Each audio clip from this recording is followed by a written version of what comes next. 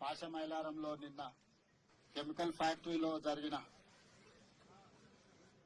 ప్రమాదకరమైన సంఘటన నేపథ్యంలో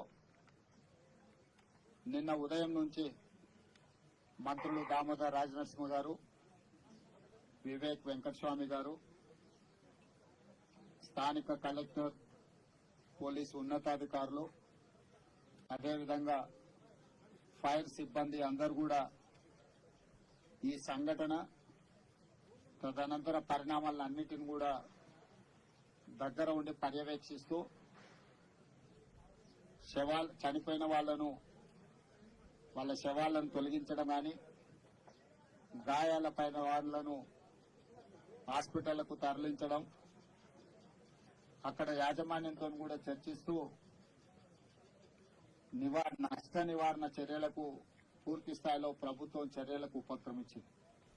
కానీ అక్కడ జరిగిన దురదృష్టకరమైన సంఘటన చాలా మంది ప్రాణాలను బలిగొన్నది.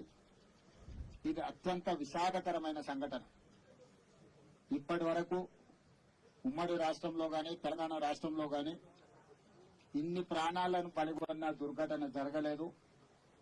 అందుకే ఈరోజు నిన్నటి నుంచి మా మంత్రులు నిరంతరం పర్యవేక్షిస్తూ సంస్థ యొక్క యజమానులతో, ప్రభుత్వ అధికారులతో, అదేవిధంగా fire department, Hydraa, disaster management, police సిబ్బంది, రెవెన్యూ సిబ్బంది అన్ని శాఖలను సమన్వయం చేసుకుంటూ అక్కడ చర్యలకు ఉపక్రమించడం జరిగింది. మంత్రుల పర్యవేక్షణతో పాటు ఈరోజు నేనే స్వయంగా ఇక్కడికి వచ్చి దుర్ఘటనను పరిశీలించి దీనికి సంబంధించిన వివరాలను సేకరించి దానికి సంబంధించిన ప్రభుత్వం తీసుకోవాల్సిన చర్యలను అన్నిటిని కూడా ప్రభుత్వం చేపట్టవలసిన బాధ్యతను కూడా ఈరోజు అధికారులకు ఆదేశాలు ఇవ్వడం జరిగింది. ఈ దురదృష్టకరమైన సంఘటనలో ప్రాణాలు కోల్పోయిన వాళ్ళు బీహార్, ఒడిశా, మధ్యప్రదేశ్, ఆంధ్రప్రదేశ్, తెలంగాణ రాష్ట్రాలకు సంబంధించిన వాళ్ళు ఉన్నారని ప్రాథమిక సమాచారం అందింది. ఇప్పటి వరకు అధికారులు అందిస్తున్న సమాచారం మేరకు దాదాపుగా 36 ప్రాణాలు పోయినాయి. ఇంకా కొంతమంది అచూకీ లేదు. చాలా వరకు వివరాలను సేకరించే ప్రయత్నంలో అధికారులు ప్రయత్నం చేస్తున్నారు. దుర్ఘటన జరిగినప్పుడు పరిశ్రమలో 143 మంది ఉండడం జరిగింది. అందులో దాదాపుగా 58 మంది ఇప్పటికీ అధికారుల దృష్టికి, అధికారులకు టచ్లోకి వచ్చింది. మిగతా వాళ్ళు కొంతమంది ఇంకా శిథిలాల కింద ఉన్నారా, లేకపోతే భయంతోనే ఎక్కడికైనా పోయి ఇంతవరకు ప్రభుత్వ అధికారులకు టచ్లోకి రాలేదా, ఈ రోజు పర్యవేక్షిస్తున్నారు. ఏది ఏమైనా ఈ దురదృష్టకరమైన సంఘటనని ప్రభుత్వము చాలా తీవ్రంగా పరిగణిస్తుంది.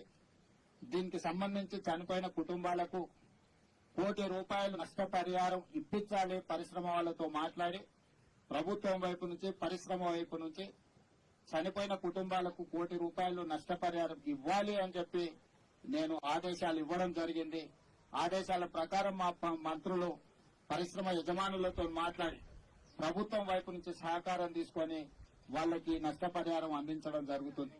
అదేవిధంగా తీవ్రంగా గాయాల పాలైన వాళ్ళకి పని చేసుకోలేని పరిస్థితులు, ఒకవేళ వాళ్ళు బ్రతికి బాగా ఇంటికి వచ్చినా పని చేసుకోలేని పరిస్థితిలో ఉంటే వాళ్లకు ₹10 లక్షల ఇవ్వాలని, అదేవిధంగా దెబ్బలు గాయాల పాలై కొంతకాలం పని చేయలేని పరిస్థితిలో ఉండి ఆ తర్వాత మళ్లీ యథావిధిగా వాళ్ళు పనులకు వెళ్లే పరిస్థితి ఉంటే వాళ్లకు ₹5 లక్షల ఇవ్వాలని, అదేవిధంగా ఈ దుర్ఘటనలో ఏదైతే వైద్య సహాయం అందించాలనో 100% వాళ్ళకు సంబంధించిన వైద్య సహాయాన్ని పరిశ్రమలో, అదేవిధంగా ప్రభుత్వం కలిసి పరిశ్రమ యజమానులు పెట్టుకోగలిగినంత పెట్టుకుంటారు. వాళ్ళకి ఎలాంటి ఇబ్బంది లేకుండా ప్రభుత్వం కూడా వైద్య సహాయాన్ని 100% అందించాలని మా మంత్రులకు నేను ఆదేశాలు ఇవ్వడం జరిగింది. వాటిని పర్యవేక్షించడానికి కూడా అధికారులను చీఫ్ సెక్రటరీని, డిజాస్టర్ మేనేజ్మెంట్ స్పెషల్ చీఫ్ సెక్రటరీని, లేబర్ అండ్ ఎంప్లాయ్మెంట్ ప్రిన్సిపల్ సెక్రటరీని, ఫైర్ డిపార్ట్మెంట్ అడిషనల్ డీజీని ఒక కమిటీగా వేసినాం. వీళ్ళందరూ కూడా జరిగిన సంఘటన మీద విచారణ చేసి నివేదిక అందించడం జరుగుతుంది. దీనికి బాధ్యులైన అందరి మీద కూడా ప్రభుత్వం చర్యలు తీసుకుంటుంది. ఇందులో ఎవరిదైనా నిర్లక్ష్యం ఉన్నదా, లేకపోతే దురదృష్టకర సంఘటన ఏ విధంగా జరిగింది, బాధ్యులు ఎవరినో కూడా విచారణలో గుర్తించి వాళ్ళందరి మీద కూడా చర్యలు తీసుకోవడం జరుగుతుంది. ఇదే కాకుండా ఇలాంటి దుర్ఘటనలు భవిష్యత్తులో జరగకుండా ఉండాలి అని అంటే ప్రభుత్వం కూడా ఇంకా భవిష్యత్తులో పరిశ్రమలకు సూచనలు చేయాల్సిన అవసరం ఉన్నది. నిన్నగాక మన గుల్జార్ హౌస్ లో కూడా ఒక ఫైర్ యాక్సిడెంట్ అయింది. అక్కడక్కడ ఫైర్ యాక్సిడెంట్స్ అనుకోని సంఘటనలో చాలా మంది ప్రాణాలు తీసుకుంటున్నారు. కాబట్టి దీనికి సంబంధించి కూడా ప్రభుత్వం ఒక స్పష్టమైన విధానంతో పరిశ్రమలకు కూడా సరైన సూచనలు ఇచ్చే విధంగా, ఆ సూచనలు పరిశ్రమలు అమలు చేసే విధంగా కూడా ఒక వ్యవస్థను ఏర్పాటు చేయాలని రోజు ప్రభుత్వం అనుకుంటుంది. వీటన్నిటికీ సంబంధించి కూడా భవిష్యత్ కార్యాచరణ ఉంటుంది. ఇక్కడ ఉన్న పరిశ్రమలకు సంబంధించిన యజమానులు కూడా మీ పరిశ్రమలలో ఇలాంటి సంఘటనలు జరగకుండా ఉండడానికి అవసరమైన చర్యలను కూడా మీరు చేపట్టవలసిందిగా అధికారులకు కూడా నేను ఆదేశాలు ఇచ్చిన. పీరియాడికల్ ఇన్స్పెక్షన్స్ చేసి అక్కడ ఏమైనా ఇట్లాంటి సంఘటనలకు అవకాశం ఉంటే ఎంబడే వాళ్లను యజమానులకు కూడా వాటి వివరాలు అందించి వాటిని సరిదిద్దే విధంగా చర్యలు తీసుకోవాలని కూడా నేను ఇంతకుముందు సమీక్షలో అధికారులకు చెప్పడం జరిగింది. ఏది ఏమైనా చనిపోయిన కుటుంబాలను, తీవ్రంగా గాయపడ్డ కుటుంబాలను, ఇందులో గాయపడ్డ కుటుంబాలను అందరినీ కూడా 100% ప్రభుత్వం మానవత్వంతో ఆదుకుంటుంది. అన్ని రకాలుగా వాళ్ళకు అండగా నిలబడుతుంది. ప్రమాదంలో చనిపోయిన గాయపడ్డ వాళ్ళ పిల్లలకు చదువుకోవడానికి అవసరమైన ప్రభుత్వ రెసిడెన్షియల్ స్కూల్స్ లో అడ్మిషన్ల గురించి కూడా మాట్లాడమని నేను అధికారులకు ఆదేశాలు ఇవ్వడం జరిగింది. ఈ సంఘటనలో బాధితులు ఎవరున్నా వాళ్ళ పిల్లల చదువుల బాధ్యత కూడా రాష్ట్ర ప్రభుత్వం తీసుకోవాలనుకుంటుంది. వైద్యానికి సంబంధించి 100% సహాయం అందించాలనుకుంటుంది. అదేవిధంగా క్షతగాత్రులకు, మరణించిన వాళ్లకు కూడా నష్టపరిహారం ఇవ్వాలని కూడా ఈ రోజు ప్రభుత్వం నిర్ణయం తీసుకున్నది. బాధిత కుటుంబాలను కూడా నేను కలిసిన. దాంట్లో ఒక అమ్మాయి ప్రెగ్నెంట్, చిన్న పాప ఉంది, చిన్న బాబు ఉన్నాడు, ప్రెగ్నెంట్ ఉన్నారు. ఇట్లాంటి సంఘటనలు చాలా బాధాకరమైనవి. వాళ్ళందరికీ సరైన విధంగా ప్రభుత్వం సహాయం అందిస్తుంది. చనిపోయిన వాళ్ళ శవాలను కూడా వాళ్ళ సొంత గ్రామాలకు తరలించడానికి అవసరమైన అన్ని రకాల ఏర్పాట్లను కూడా పర్యవేక్షించండి అని డీజీపీ గారికి, అదేవిధంగా రెవెన్యూ అధికారులు అందరూ కూడా ఆదేశాలు ఇచ్చిన. వీళ్ళందరినీ ఆదుకునే బాధ్యత ప్రభుత్వం తీసుకుంటుంది. భవిష్యత్తులో ఇట్లాంటి సంఘటనలు జరగకుండా పరిశ్రమలను అప్రమత్తం చేస్తూ ప్రభుత్వం పర్యవేక్షిస్తుందని మీ అందరికీ తెలియజేస్తున్నాను.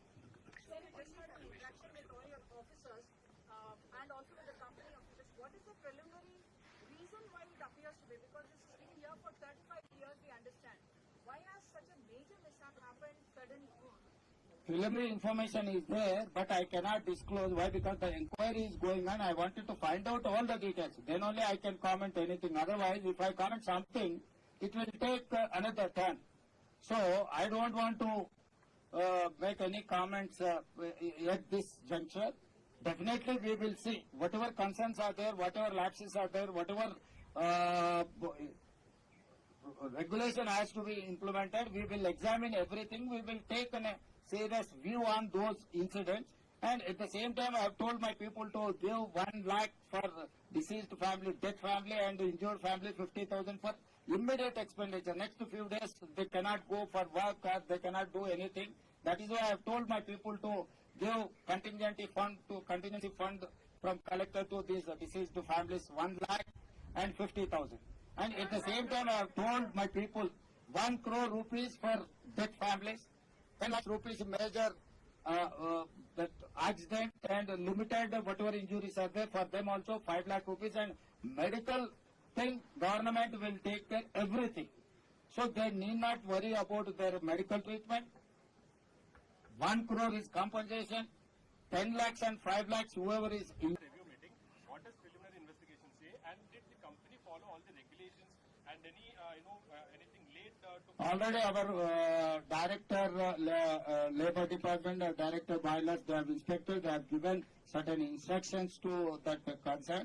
But who is in charge? 30% also has died in this accident.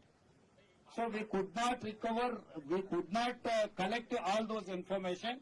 My team is there on the job. Definitely they will collect all those information. Then I will push you to. How many people have lost their lives? ఈ క్షణాలు కానీ మీరు జరిగిన క్షణాన ఎలా ఉంటుందో ఈ horrible life ఉంటుంది. అదేవిధంగా ఇక్కడ ఈ పరిశ్రమల్లో కార్మికులు ఒక బానిసలుగా చిత్రీకరించి వాళ్ళు పని తీసుకుంటున్నారు. 12 గంటలతో పాటు 24 గంటలు పని చేసుకుంటున్నారు. అలాంటి వాళ్ళ ఇలాంటి క్రిటికల్ తక్కువ లేదు. దాంతో పాటుగా ఈ ప్రాంతంలో ఉన్న కార్మికులకు ఏదైనా ఇన్సిడెంట్ జరిగితే వాళ్ళు ఇక్కడ నుంచి తరలించడానికి ఎలాంటి ట్రాన్స్పోర్టేషన్ లేదు. వాళ్ళని ఒక గుర్రలాగా ఆటోలలో వేసి తరలిస్తున్నారు. దాని గురించి ఏ విధంగా చర్చిస్తున్నారు? ఈ పారిశ్రామిక వ్యవస్థలో ఒక ఐలాగా ఏర్పాటు చేసుకుని కార్మికులతో ఎలాంటి పని తీసుకోవాలి, ఈ కాంట్రాక్టులకు అప్పచెప్పి ఏదైనా జరిగితే కాంట్రాక్టుల మీద పోసేసి వాళ్ళకి ఎలాంటి ఆర్థిక లాభం కూడా లేకుండా చేస్తున్నారు. వాళ్ళ మీద మీరు ఎలాంటి చర్యలు తీసుకుంటారో చెప్పండి. తప్పకుండా మీరు చెప్పిన విషయాలు అన్నిటి కూడా రాతపూర్వకంగా మా అధికారులకు ఇవ్వండి. మీరు చేసిన ఫిర్యాదును మొత్తం పరిగణలోకి తీసుకొని ఏ విధంగా ఇలాంటి తప్పిదాలకు పాల్పడుతున్న వాళ్ళ మీద చర్యలు తీసుకోవాలో ప్రభుత్వం తప్పకుండా చర్యలు తీసుకుంటుంది.